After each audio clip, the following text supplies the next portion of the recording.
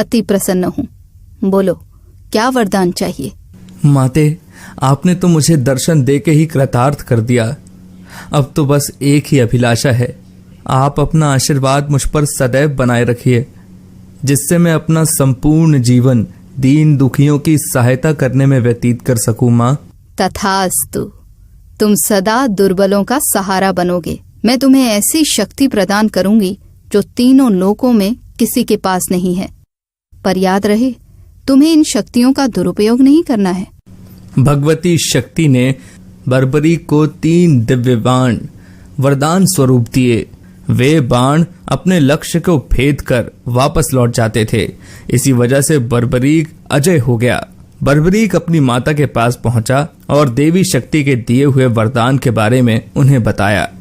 माँ, मैं भी कौरव पांडव के युद्ध में जाना चाहता हूँ। मेरे युद्ध में जाने की बहुत इच्छा है। माँ। पुत्र बर्बरीक, मैं जानती हूँ तुम एक महान योद्धा हो, इसीलिए मैं तुम्हें रोकूंगी नहीं। पर मुझे वचन दो कि तुम्हारे का सहारा बनोगे। तुम युद्ध में हारने वाले की तरफ से ही लड़ोगे। मैं आपको वचन देता हूँ माँ कि मैं युद्ध में हारने वाले की ही तरफ से लड़ाई करूंगा। अपनी माँ को वचन देकर बर्बरीक ने घोड़ी पर सवार होकर और देवी शक्ति के दिए हुए 3 बाणों को लेकर रवाना हो गया। भगवान कृष्ण तो अंतर्यामी हैं, वो ये सब लीला होते हुए देख रहे थे। भगवान कृष्ण जानते थे कि बर्बरीक केवल हारी हुई सेना की तरफ से ही लड़ेगा, और वो ये भी जानते थे कि कौरवों को भी बर्बरीक के इस वचन के बारे में पता है।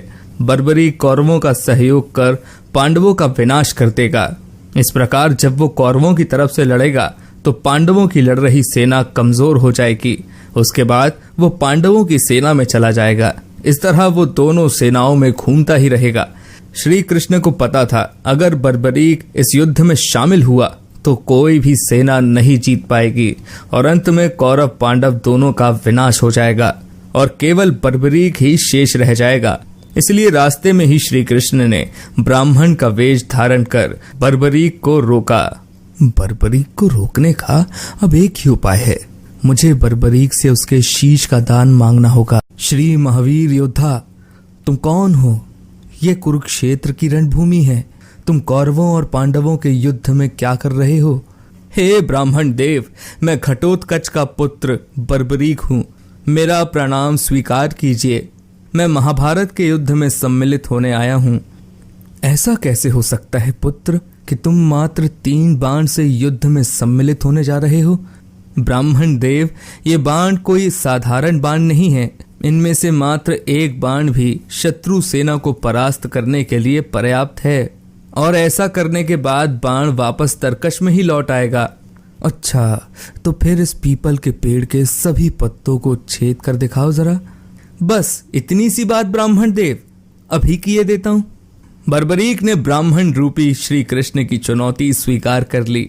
बाण ने अपने लक्ष्य से तुरंत छूटते ही सारे पत्तों को भेद डाला और वापस आकर ब्राह्मण रूपी श्री कृष्ण के पैरों के आसपास चक्कर काटने लगा, क्योंकि उन्होंने भी एक पत्ता अपने पैर के नीचे छुपाया था। ब्राह्मण राज, अपना पैर यहाँ से हटा लीजिए, वरना ये आपके पैर को भी भेद देगा। ये तीर अपने लक्ष्य को पूरा किए बिना तरकश में नहीं लौटते हैं। बर्बरीक के तीर अचूक हैं, लेकिन अपने निशाने के बारे में खुद बर्बरीक को भी पता नहीं रहता है।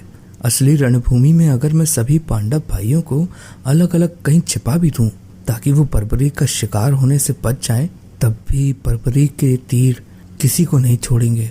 इन अचूक तीरों से कोई भी नहीं बच सकता है। हे वीर योद्धा, मैं तुम्हारे साहस की सराहना करता हूँ। मैं तुमसे दान स्वरूप कुछ मांगना चाहता हूँ। ब्राह्मण राज, अगर मेरे वश में होगा तो मैं आपकी इच्छा स्वरूप दान की अभिलाषा जरूर पूर्ण करूंगा। मैं वचन देता हूँ ब्राह्मण राज, आप मुझसे दान में जो भी मांगेंगे मैं आपको मना नहीं करूंगा। मुझे तुम्हारा शीश दान चाहिए पुत्र, क्या तुम ऐसा कर सकते हो? आप कौन हैं?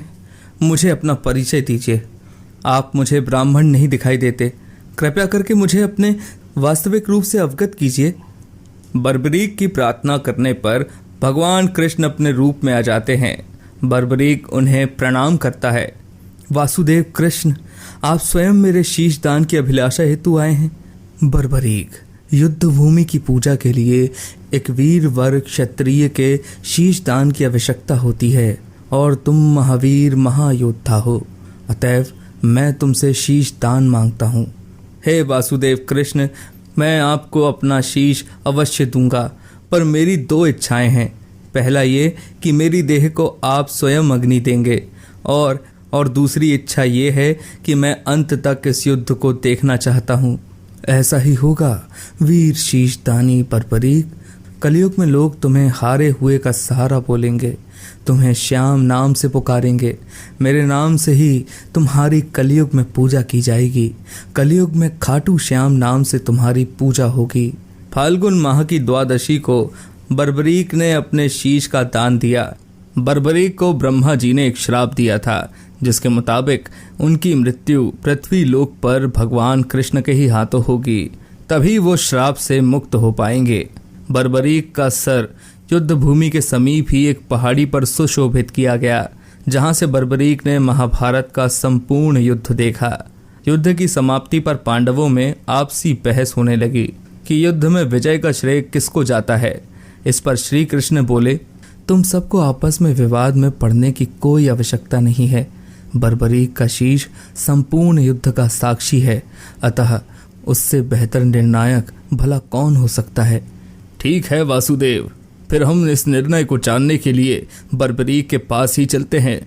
पौत्र बर्बरीक, तुमने तो युद्ध को बहुत ध्यान से देखा है, क्या तुम बता सकते हो हम सब वीरों में से इस युद्ध को जीतने का श्रेय किसे जाता है?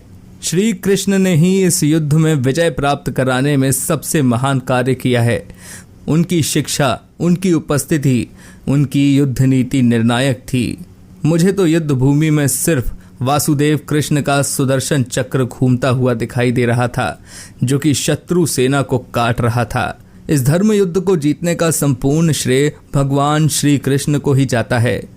वीर बर्बरीक, तुम धन्य हो, तुमने बिल्कुल सही निष्कर्ष दिया है। इसके पश्चात सभी पांडव बर्बरीक के निर्णय की सराहना करते हैं और भगवान कृष्ण से क्षमा मांगते हैं, क्योंकि वो जानते थे यदि स्वयं वासुदेव न होते तो ये धर्म युद्ध जीतना असंभव था। धर्म की विजय स्वयं वासुदेव कृष्ण के कारण ही हुई थी। भगवान कृष्ण के आशीर्वाद से बर्बरीक को कलयुग में श्याम नाम से पुकारा जाने लगा। आज भी खाटू श्याम जी महाराज के अनेकों भक्त रोजाना उनके दर्शन करने आते हैं और उनसे मन वांछित फल की प्राप्ति भी करते हैं। पूरी कहानी देखने के लिए आप सभी का धन्यवाद। वीडियो को लाइक करें, शेयर करें, चैनल को सब्सक्राइब करें और बेल आइकन का बटन दबाना ना भूलें।